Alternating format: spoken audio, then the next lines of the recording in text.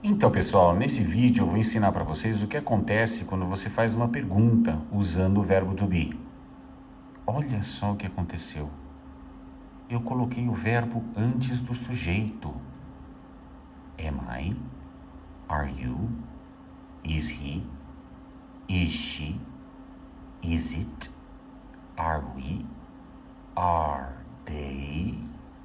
Olha que estranho. Nossa, que incrível, né? Se eu for querer traduzir isso em português, parece que sou eu, é você, é ele, é ela.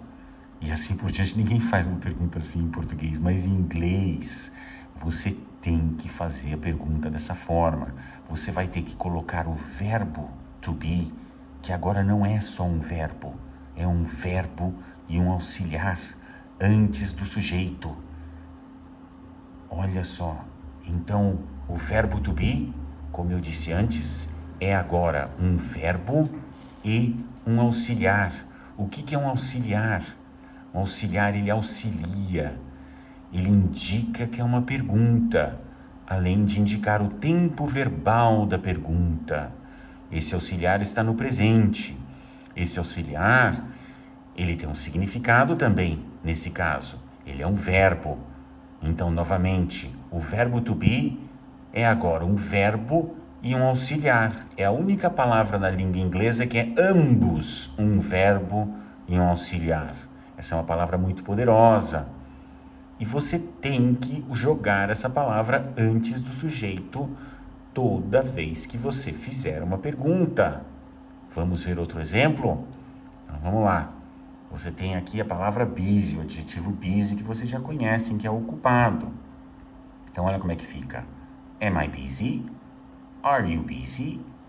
Is he busy? Is she busy? Is it busy? Are we busy? Are they busy? É assim que se faz uma pergunta em inglês. Todo e cada tempo verbal que você for aprendendo comigo daqui por diante, você vai ter que acostumar a colocar alguma coisa antes do sujeito. Nesse caso, o auxiliar. Neste caso, o verbo auxiliar. Agora, muitas pessoas, né, já perguntaram para mim, mas por que eu não posso fazer simplesmente que nem eu faço em português, por exemplo? Por que não simplesmente em português você chega e fala para a pessoa, bom, você está ocupado, eu quero transformar isso numa pergunta, o que eu faço? Nada, né? Eu só jogo uma entonação, eu chego e falo assim, você está ocupado? E a pessoa já sabe que é uma pergunta. Bom, o que acontece se você tentar fazer isso em inglês? You are busy? Bom, se você fizer isso numa prova, está totalmente errado, né? Você não vai ganhar certo. No vestibular, você não vai ganhar ponto algum por nessa pergunta ou nessa questão. Tá? Ela está errada, ela está gramaticalmente errada. Agora, o que acontece se você insistir em fazer isso na vida real, lá fora, nos Estados Unidos, na Inglaterra, na Austrália, você chega e fala para o cara assim, you are busy? Ele vai ficar perdido? Não. Ele vai entender que é uma pergunta. Mas é uma pergunta, é o que a gente chama de é uma pergunta indireta, é uma pergunta carregada de opinião. Quando você faz uma pergunta dessa forma, you are busy, você está mostrando para ele, para o seu interlocutor, que você acha que ele está ocupado, mas você não tem certeza e você está checando. É que nem você perguntar assim, você está ocupado, não está? Então, a pergunta com uma opinião. Eu acho que você está ocupado, eu não tenho certeza e eu checo. É isso que está acontecendo quando você insiste em perguntar dessa forma. A pergunta direta, are you busy? Isso sim é uma pergunta. Are you busy? Eu estou indicando que eu não tenho a mínima ideia se você está ocupado ou não. Essa é uma pergunta, como eu disse, direta. Are you busy? E a pessoa vai entender, olha, ele não tem nenhuma ideia se eu estou ocupado ou não, essa pessoa está perguntando, é uma pergunta legítima. E é a forma certa de fazer quando você faz uma pergunta em inglês, tá? Verbo auxiliar antes do sujeito, seguido do resto, que nesse caso é um adjetivo. Muito bem, vamos ver outros exemplos? Vamos lá.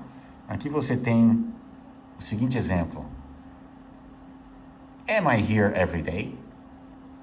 que é every day? Every day é todo dia, todo e cada dia. Então, eu estou aqui todos os dias, que a gente falaria em português, mas em inglês esse é um conceito singular, é todo e cada dia, que seria o equivalente a todos os dias. Are you here every day? Is he here every day? Is she here every day? Is it here every day? Are we here every day? Are they here every day? Então, acostumem-se, gente. Coloquem o verbo auxiliar antes do sujeito. Coloquem o verbo to be antes do sujeito. É estranho para quem não conhece. É estranho, não é o que a gente faz em português. E por isso que é necessário vocês praticarem. Praticarem, até aquela coisa ficar no automático, até não ficar mais estranho. Escutem a sua voz falando isso em inglês, leiam isso em voz alta, né? Até a coisa ficar natural. E aí vocês jogam outros exemplos, pratiquem de outra forma. Ok, o que eu coloquei aqui? Am I here on Fridays? Bom, vamos lá, vamos explicar o que é isso. Você sabe que Friday é sexta. Então eu estou perguntando, eu estou aqui nas sextas? Muito que bem, esse on é uma preposição. Não dá para tentar ou querer traduzir a preposição on como nas ou na, porque cada preposição, às vezes, todas e várias preposições, elas não têm a mesma tradução em português, tá? Às vezes elas têm a mesma tradução, mas não são usadas da mesma forma. Você não pode usar o on quando você usa o na em português. O que você tem que pensar em inglês aqui. Então, como que você vai ter que fazer? Você vai ter que entender que antes de um dia, seja ele dia de semana ou uma data, a preposição a ser colocada antes é a preposição on, não é at, não é in, não é nenhuma outra preposição. A preposição antes de um dia ou uma data é on. Depois eu vou explicar a regra gramatical dessa preposição. Por que você tem que colocar a preposição on antes de um dia ou uma data? Isso vai ser explicado na aula de preposições.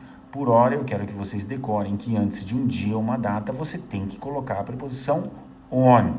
Só essa. E aí, pratiquem. Am I here on Fridays? Are you here on Fridays? Is he here on Fridays? Is she here on Fridays? Is it here on Fridays? Are we here on Fridays? Are they here on Fridays? E assim por diante. Se vocês quiserem, vocês podem brincar com outros dias da semana, tá? Substituem no Friday por Monday, Tuesday, Wednesday, Thursday, Friday, Saturday or Sunday, tá? Então, pratiquem com outros dias da semana, né? Tá? Até a coisa ficar no piloto automático, tá bom? E aí, depois, quando vocês praticarem com todos os dias da semana, com todos os sujeitos, todos os seus pronomes, vocês podem, de novo, fazer perguntas com substantivos, outros substantivos, no caso de uma profissão, né? Coloquei outra aqui como dentist, que é o dentista. Am I a dentist? Are you a dentist? Is he a dentist? Is she a dentist? Is it a camel? Vamos brincar um pouquinho, né? Não vou perguntar se uma coisa é um dentista. Então eu joguei camelo.